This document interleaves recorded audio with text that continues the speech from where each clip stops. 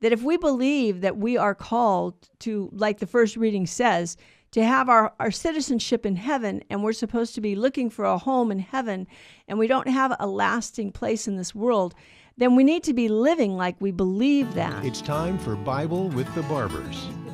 Now, here's Terry and Mary Dannelle. Someone had asked me, can you do something on birth control? Right. And we call it birth control. And it's interesting. Bishop Sheen made a comment once about this whole notion that in the modern world we use this topic, birth control. Mm-hmm. And he said, well, let's look at it. Let's take this apart. What is it really? Is it birth control? Well, no, what they're trying to do is they're trying to not have children. So, yes, they're trying to control the number of births, but what happens in birth control, you have no birth and no control. So the human person doesn't have to have control over their faculties, which the first reading talked about. Their glory is in their shame. And what do we have in our modern world? We have a sexualized world where people are glorying in the degradation of the human person through the misuse of their sexuality. And so, the fact is, what did God create in the beginning? And how do we know if we never read the book? Well, let's go back to Genesis 1:26 through 28. And what does it say?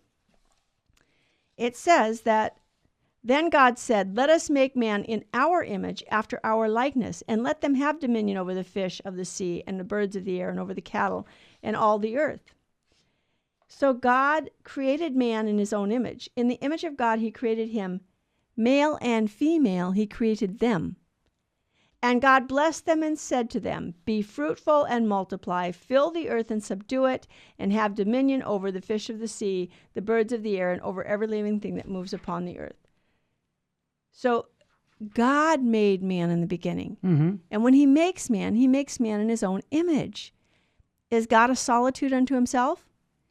Well, in the Old Testament, God revealed himself as one. Hear, O Israel, the Lord your God is one Lord.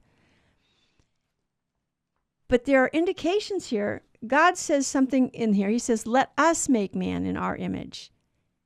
And the reality is that God is a trinity of persons. He's not a solitude. And we can know that God exists through faith. Without faith.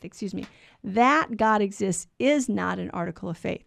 But that God is a trinity of persons, we can only know through faith. We can only know through God's revelation. Mm-hmm. So God reveals himself, and not all at once. In the Old Testament, he couldn't reveal himself as a trinity of persons explicitly because the people, they would have thought that he's three gods, and they would have been worshiping three gods. He's not three gods. Nope. He's three persons, one God. One divine nature shared by three persons who are co-equal, co-eternal, and man is made in his image. Well, God is fruitful then within himself. He is love and he is life because God is love, right? We were told that eventually in the scriptures. God is love. John tells us that in his letter. And that love is fruitful. We know it's fruitful because there's a Father, there's a Son, and there's a Holy Spirit. And the Father begets the Son, and the Father and the Son spirate the Holy Spirit. So that love is fruitful. So God makes the man in his image. So man is supposed to be loving and fruitful. Mm-hmm. The two go together, and he creates marriage. Now, you can say, oh, well, there are those who like to say, oh, well, marriage was just, it's just, was it, somebody once wrote, it was created to enslave women and children. Really? Right. Is that what it was? Or was it to give women and children freedom? Or was it actually God made marriage to image his own reality? So that man was he's made in God's image. He's supposed to image God in everything that he does. He's supposed to show to the world who God is in himself, love and life, that he is loving and he is always fruitful. So in the scriptures, we have this in the beginning, the first, and this is interesting because in his theology of the body, John Paul II goes back to the beginning. How did God make man? Well, he made him in his image. And unfortunately, you have, you have the problem right away in the beginning. God makes man. He makes him in his image. And he makes Adam first. And then we have, where God creates Eve out of the side of Adam. And Adam gets to name all the creatures, and he finds none like himself. He finds not a suitable partner. So we know that there is no animal that's a suitable partner for man. And animals aren't people too. with all due respect to our feelings. Right. They're not people. People are persons. People are made in God's image, and they're quite distinct from the animals. Because we're made in God's image, we're very distinct from the animals. The animals aren't made in God's image. And so God allows Adam to name all the animals, and Adam doesn't find anything like himself, anyone like himself. So then in Genesis 2, God puts Adam into a deep sleep, and he creates Eve. And he tells Adam and Eve to be fruitful and multiply. And we're told that the man and woman were naked and not ashamed. Why? Because there was no sin. And they didn't see each other as objects to be used. They saw one another as persons to be loved. And they were there to serve one another, to give. When I have full possession of myself, I give myself freely to another as a gift. And that can be in service, or it can be in marriage in a very unique way, in marriage in the conjugal embrace. But I have to have that full possession of myself. And Adam and Eve had that. And they gave themselves to each other as a gift, so that Adam no longer belonged to himself, he belonged to Eve. And Eve no longer belonged to herself, she belonged to Adam. This is what marriage is. And this is what God created. But then we have what? Oh, well, enter sin. Yep. And some people say, well, in the beginning, God said, be fruitful and multiply. And so that was all good. But then when sin came in, then what? Well, God chastises them for their sin. And he tells them, now things are different. I created a perfect paradise for you. Everything was going to be easy. Now you're going to have to struggle and work hard. But he still tells them to be fruitful and multiply. And Eve, his wife, becomes the mother of all the living. And so God doesn't take away the blessing of offspring because of sin. And what's interesting is even after, in Genesis 6, when God destroys the world because of the flood, right, again, man is given the command to be fruitful and multiply. So the blessing of marriage and family was not lost by the sin of Adam, and it wasn't washed away in the flood. And even in the exile, in the book of Jeremiah 29, 4-6, when the people are in exile, God again tells them, be fruitful and multiply. So God never takes back that command to be fruitful and multiply. Now, is that saying that every time a husband and wife have conjugal relations, they're supposed to have a child come from that?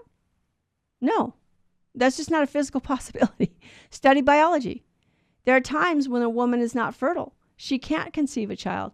And even if a person is sterile, that doesn't mean they can't get married, even if they know it. I mean, let's say someone had uterine cancer or ovarian cysts and they had to have their ovaries removed before they even got married.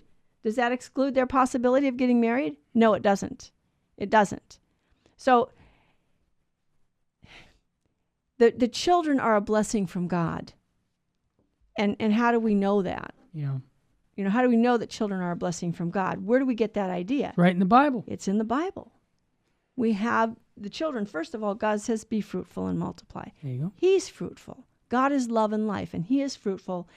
He is always giving himself. The Father is always giving himself to the Son. The Son is always giving himself back to the Father. The Holy Spirit is always spirating from that love embrace and giving himself back to the Father and the Son. So there's this community of love and life, and it's called the Trinity. It's called God, and he made us to image that in our own lives. And so when we as human beings decide that we have a better idea, now, has there ever been any question about how marriage should be? Well, it's interesting, because as soon as sin came into the world and you had sin multiplying on the earth and you had people living wicked lives and turning away from God, you immediately had the degradation of marriage. Yeah. With all the pagan peoples, there was no respect for the marriage bond to exist between one man and one woman for life. And even in the Old Testament, after sin, you have the patriarchs, most of them had more than one wife. Mm-hmm. Sorry. David had more than one wife. It was somebody posted that the other day, that people like to criticize Donald Trump because he lived this playboy life, but he's had a conversion, and he's actually apologized for things that he said and did before he became president of this United States, and actually had a conversion. But someone put up, would God choose to rule a nation, a man who was an adulterer and even cover, and had many wives, and blah, blah, blah, blah, blah. And then I said, and by the way, his name is David. Exactly. He was the king of Israel, the second king of Israel. And not only that, he wrote the book of Psalms. Right. He wrote a book in the Bible. So, we sin, but we can change. But in the Old Testament, God did tolerate polygamy among the patriarchs. And he also tolerated divorce. He allowed Moses to allow the people to divorce. But what does Jesus tell him? He said, that was because of the hardness of your heart. Because of the hardness of your heart, I tolerated divorce. Mm-hmm. But that's not the way my Father made it in the beginning. One man, one woman for life. And that union between those spouses is supposed to be open to life. This is Jesse Romero, Catholic Lay Evangelist, and I want to thank you for watching this video on Virgin Most Powerful Radio. Make sure you leave a like and a comment on the video. Also, don't forget to subscribe. Find out how to receive exclusive content in the description below, and always remember to take the information you gathered from this video and evangelize everyone you know. Thank you, and full sheen ahead.